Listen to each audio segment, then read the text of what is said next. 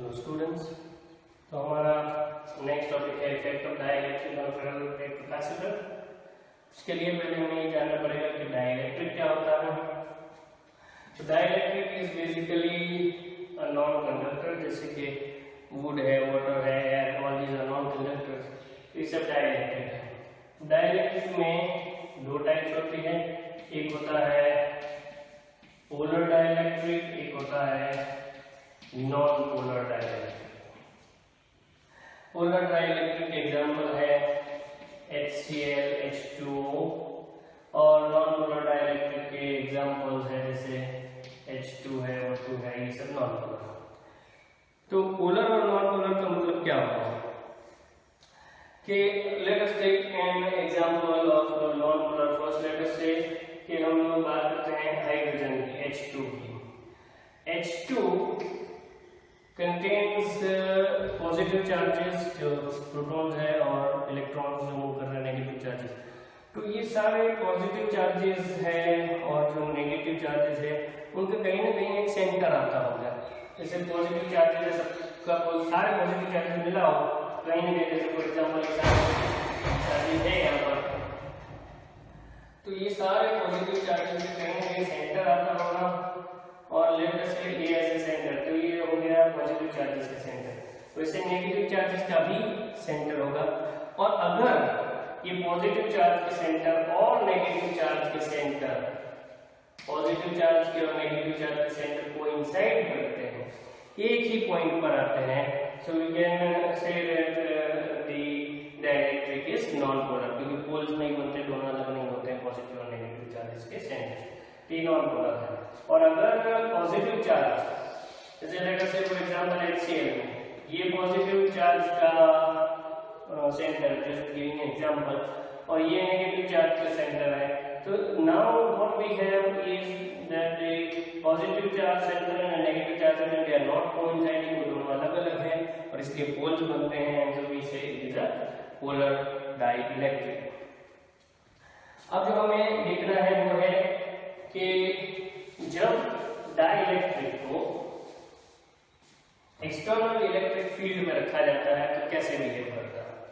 तो late us say कि this is a dielectric और हम एक्सटर्नल इलेक्ट्रिक फील्ड अप्लाई कर रहे हैं। यहाँ पर एक्सटर्नल इलेक्ट्रिक फील्ड है और पहले चलो एक काम करते हैं, पहले लेट अस टेक कंडक्टर के डाइलेक्ट्रिक की बात करें।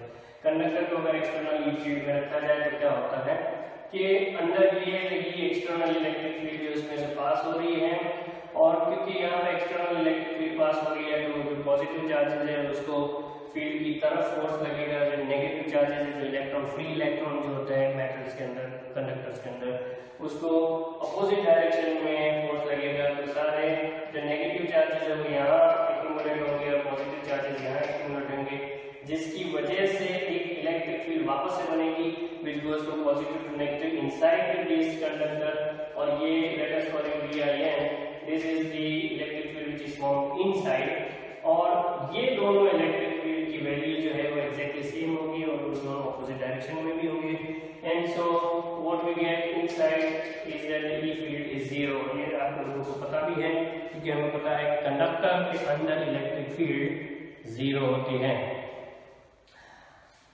तो इलेक्ट्रिक फील्ड अंदर जीरो होगी। इस तरीके से दोनों इलेक्ट्रिक, एक्सटर्नल इलेक्ट्रिक फील्ड और इंटरनल इलेक्ट्रिक फील्ड जो बनती है वो दोनों इक्वल होकर एक दूसरे को कैंसिल कर देते हैं। But then what happens in case of a dielectric. Dielectric को जब हम एक्सटर्नल इलेक्ट्रिक फील्ड में रखते हैं तो क्या होता है। So this is the external electric field which is applied. ये एक्सटर्नल इलेक्ट्रिक फील्ड अंदर से पास होगी, लेट अस से दिस इज ई, और again now this time it's a non conductor, इसलिए free electrons नहीं है, so clearly the electrons cannot directly shift or drift or move from here to here. So what will happen is instead of electron just moving, the electron cannot move, but then definitely they will feel a little force in this direction, और positive charge थोड़ा सा drift इस direction में लगेगा। So this side the negative charges will be there और यहाँ पर positive charges होंगे और इसकी वजह से वापस से अंदर इलेक्ट्रिक फील्ड पैदा होगी। अब इस बार ये इलेक्ट्रिक फील्ड पैदा हो रही है, again it's from positive to negative, so it is in this direction, this is your EIN inside the dielectric. But इसमें और इसमें फर्क ये है कि अब ये जो अंदर इलेक्ट्रिक फील्ड पैदा हुई है that is not equal to the external electric field. ये दोनों इक्वल नहीं है, इसलिए ये दोनों कैंसिल नहीं कर पाएंगे। क्यों इक्वल नहीं है? क्योंकि यहाँ पे फ्री इलेक्ट्रॉन नहीं होता है, जितने चाहे उतने इलेक्ट्रॉन नहीं मूव कर सकते, थोड़ा सा शिफ्टिंग होता है।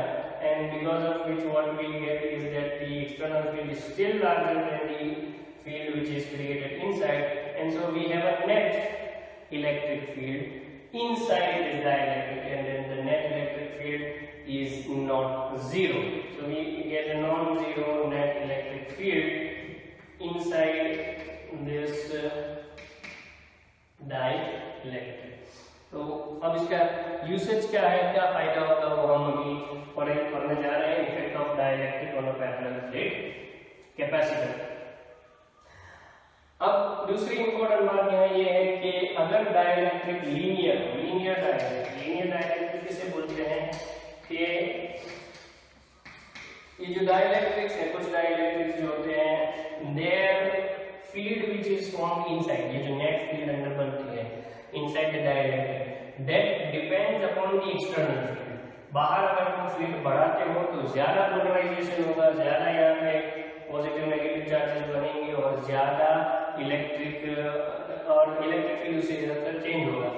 सो यानी इनसाइड वाली इलेक्ट्रिक फील्ड ज्यादा होगी तो नेट इलेक्ट्रिक फील्ड उस हिसाब से चेंज होगी अगर लीनियर डाइलेक्ट्रिक। तो लीनियर डाइलेक्ट्रिक का मतलब होता है that the polarization, or we can say that the electric field which is formed inside depends on the external electric field. So it's a linear dielectric बोलते हैं। Now the dipole which are formed over here, तो ये positive है या negative है, so it forms a dipole, and that dipole moment or unit volume, this is little p और ये potential है, ये volume है। So dipole moment per unit volume, this is volume and not potential, remember that is called polarization. Say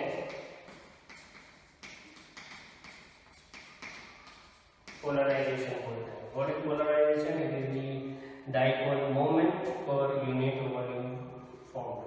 Now जैसे कि अभी मैंने बताया कि लीनियर डाइलेक्ट्रिक हो तो डाइपोल्स जितनी इलेक्ट्रिक फील्ड तुम बढ़ाओगे उतना ज्यादा डाइपोल बढ़ेगा। So you can say that the dipole moment depends upon the external field, and so clearly polarization also depends upon the external field. हम देख सकते हैं कि polarization for linear dielectric depends upon the external electric field. Now if you remove this proportionality sign, so you have to put equation and a constant. This constant is called the susceptibility,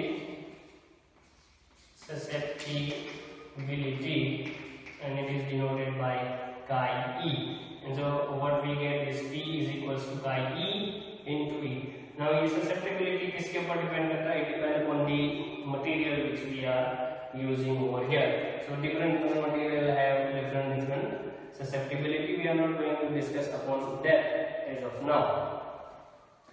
तो अभी हम जिस चीज पर discuss करने वाले हैं वो है effect of the dielectric on the parallel plate capacitor.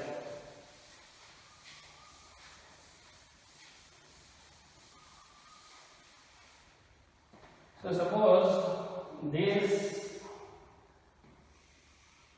is a parallel plate capacitor, इसके ऊपर चार्ज है Q, इसके ऊपर चार्ज है माइनस Q, इसकी सरफेस चार्ज डेंसिटी है सिग्मा, इसकी है माइनस सिग्मा।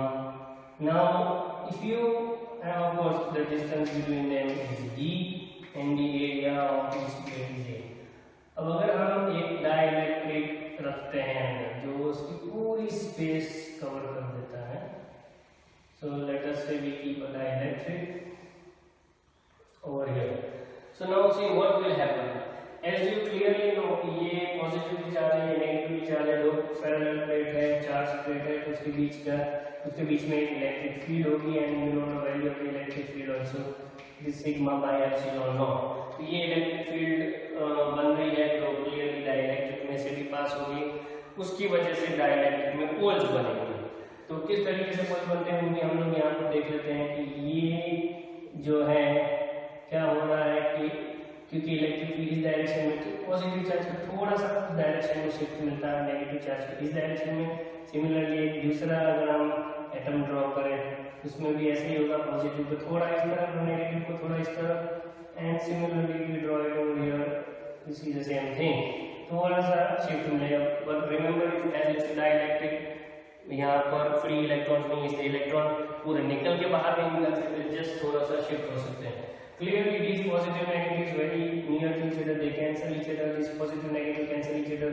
but यहाँ पर जो इसी तरीके से सब बन रहा है तो you can clearly notice कि यहाँ एक जगह पर इस साइड पर सारे पॉजिटिव्स अकेले रह जाएंगे और सिमिलरली यहाँ एक जगह पर सारे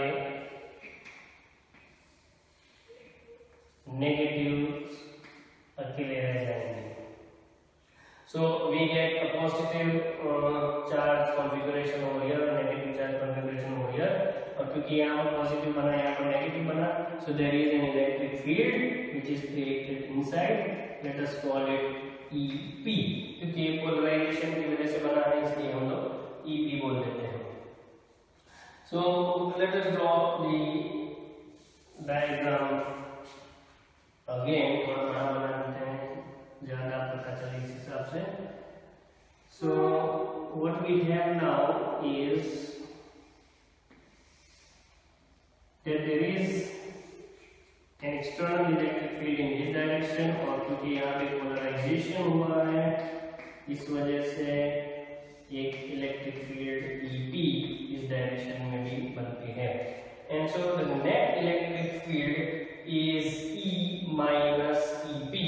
And so what we can say is that the net electric field E net is E minus EP।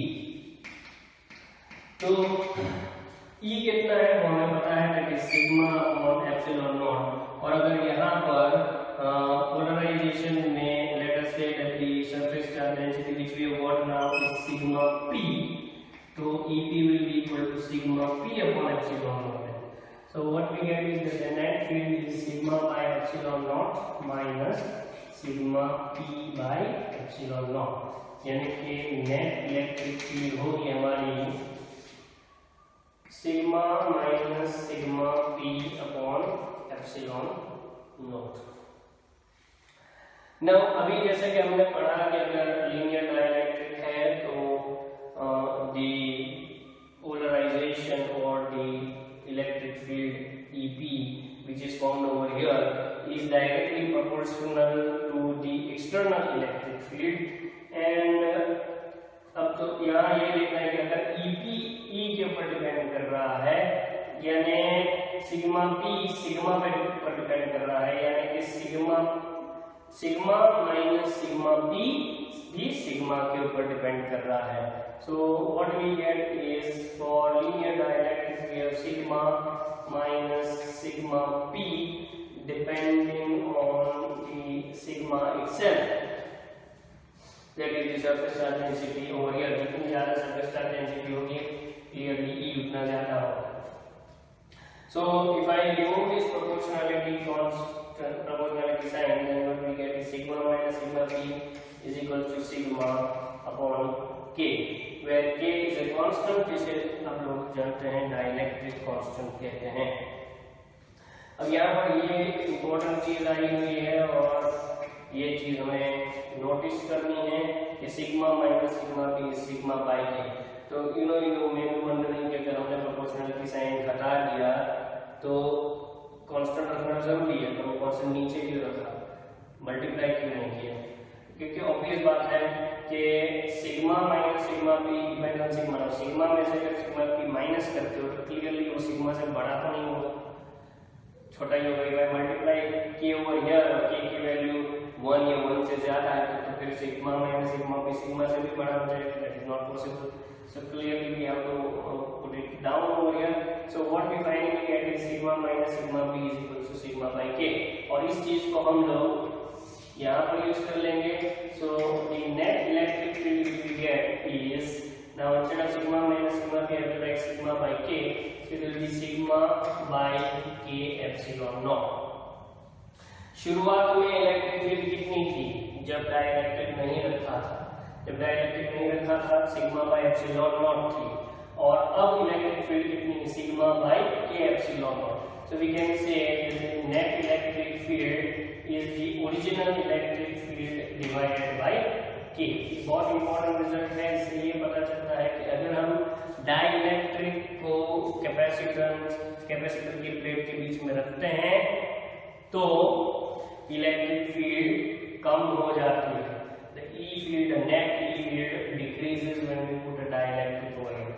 Now, as we know that the plates are very near to each other, and so the potential, so the electric field between the two plates is almost constant. और क्योंकि electric field almost constant है, so we can easily use V is equals to E into D to find out the potential. ये हम क्यों कर रहे हैं? ताकि हम कैपेसिटेंस ढूंढ सकें. कैपेसिटेंस ढूंढने के लिए पोटेंशियल ढूंढना जरूरी है क्योंकि फॉर्मूला कैपेसिटेंस की है Q upon V. So what we get over here is V is equals to the, I can say the net potential is the net electric field into D, and the net electric field is sigma by K epsilon naught into D. So clearly जैसे यहाँ पर electric field कम हो गई है net electric field, वैसे potential भी यहाँ पर कम हो गई. क्योंकि फील्ड कम हो रही है तो पोटेंशियल भी कम होगा. There is a direct relation over here. So potential भी यहाँ पर कम हो रहा है. सो दोनों चीज यहाँ पर we can say this is also decreasing and this is also decreasing. So finally what we get is that when we put a dielectric between the two plates of the capacitor, the potential also goes down. Now charge का जो हम बताइए, charge is equals to sigma times A. अब इस चीज को अगर हम कैपेसिटेंस की फॉर्मूला Q upon V में रख दें तो what we get is sigma into A upon sigma V by K epsilon naught. तो sigma sigma cancel and what we get is A K epsilon naught ऊपर लिखेंगे K epsilon naught A by V. Now this is a very interesting result. हमारा original capacitance अगर let us call it C dash, ये नया capacitance है.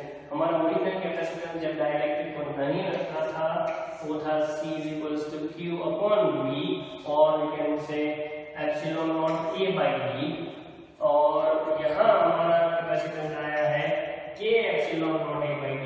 So clearly the new capacitance which we have got after putting the dielectric is K times the original capacitance. So इससे हमें ये पता चलता है कि अगर हम डाइलेक्ट्रिक को रखते हैं कैपेसिटेंस बढ़ जाता है. यानी कि डाइलेक्ट्रिक के रखने से एक बेनिफिट है कि यू गेट लार्जर कैपेसिटेंस. अब इसमें भी वही कुछ इंटरेस्टिंग चीजें देख लेते हैं.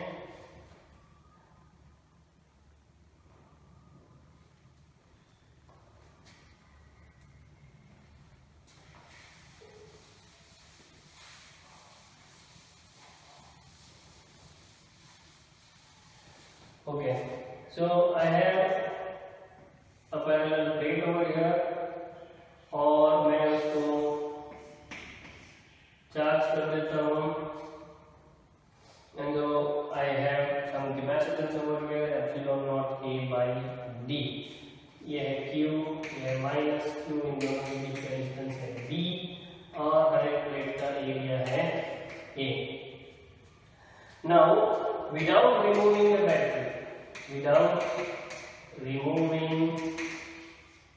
the battery, मैं यहाँ पर एक डाइलेक्ट्रिक बीच में डाल देता हूँ. Now this time I am not changing D, but मैं सिर्फ एक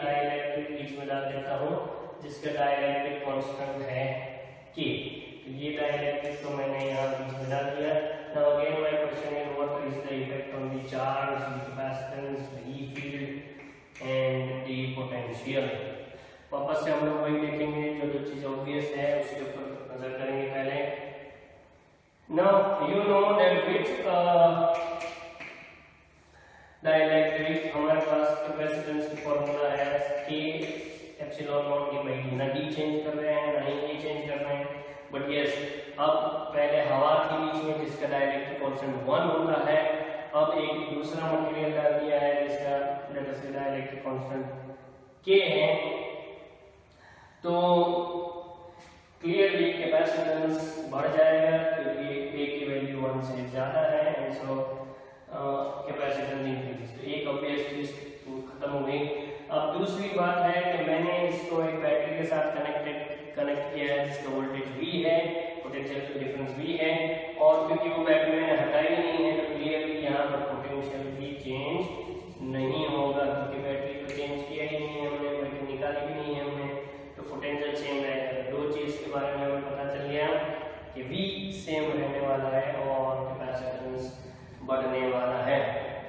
सो नाउ इट्स वेरी इजी, हम C equal to Q by V formula से पता लगा सकते हैं कि चार्ज पे क्या होगा। C is going to increase, V is going to remain same, so it's very obvious that charge has to increase। Charge increase होगा और फाइनली हम इलेक्ट्रिक फील्ड के बारे में कर देते हैं। So we know again V is equal to E into D। D को हम चेंज नहीं कर रहे हैं, V सेम रह रहा है, तो E का क्या होगा। और the other way we can also see जो easy और ज्यादा रहेगा वो है the electric field which is given by sigma by epsilon naught। अगर हम उस हिसाब से यहाँ पर देखें तो फॉर्मूला है sigma by K epsilon naught। अगर हम डायरेक्ट रखते हैं तो यहाँ पर चार्ज जो है वो बढ़ रहा है और K जो है वो भी बढ़ रहा है। So both are increasing and therefore they cancel their effect and E also remains same. इस हिसाब से देखेंगे तो भी वही रहेगा कि V सेम रह रहा है, D भी सेम रह रहा है, E को भी सेम रहना पड़ेगा। So that is a very interesting thing to note over here कि E यहाँ कम नहीं हो रहा है बल्कि सेम रह रहा है। इवन V कम नहीं हो रहा है बल्कि सेम रह रहा है। इसका रीजन ये है कि हमने यहाँ पर बैटरी नहीं निकाली हुई है। So now let us then try to see what happens if we remove the battery and then put a dielectric in between the two plates of the capacitor। तो ये है हमारा कैपेसिटर जिसको हमने चार्ज कर दिया है और इस बार we remove the battery। Removing the battery, battery को हमने रिमूव कर दिया है and we insert a dielectric which is having a constant K। तो अब हम डाइलेक्ट्रिक को इंसर्ट करते हैं वापस से। So let us put it over here. ये डाइलेक्ट्रिक है जिसका कांस्टेंट है K। इन दोनों की रेजिस्टेंस अगेन D only और एरिया A ही है। तो now let us try to see what will happen to Q, C, E and V। अगेन जो ऑब्वियस चीज है उसके ऊपर जाएंगे। सबसे पहली ऑब्वियस चीज ये है कि क्योंकि हमने बैटरी निकाल दी है तो चार्ज के पास जाने का कोई रास्ता है नहीं, so the charge is trapped now. और क्योंकि ये चार्ज ट्रैप हो गया है तो क्लियरली ये चार्ज सेम रहने वाला है। और let us now talk about the capacitance. We know the formula for the capacitance is K epsilon naught A by D। D change नहीं हो रहा, A चेंज नहीं हो रहा है, एप्सिलॉन नॉट और K पहले 1 था अब K हो गया है। So clearly the capacitance goes up whenever you put the dielectric in between the plates of the capacitor, the K always goes up, sorry the C always goes up. And now let us think about the other two things. So we know again C Q by V, क्योंकि C और Q और सी दोनों के बारे में पता है, B के बारे में पता चल जाएगा। C is increasing, Q is remaining same, क्योंकि बैटरी निकाल दी है। सो क्लियरली अगर सी को बढ़ना है, क्यू सेम रहना है, तो बी को कम होना पड़ेगा। So in this particular case your potential goes down, and again we use the formula V is equals to E into D. The D is not changing over here and V is going down, so clearly E must also go down. So electric field भी यहाँ पर decrease होगी। तो इस तरीके से हम लोग पता लगा सकते हैं कि अलग अलग चीजों पर क्या असर पड़ता है। ऐसे क्वेश्चंस बोर्ड में भी पूछे जाते हैं।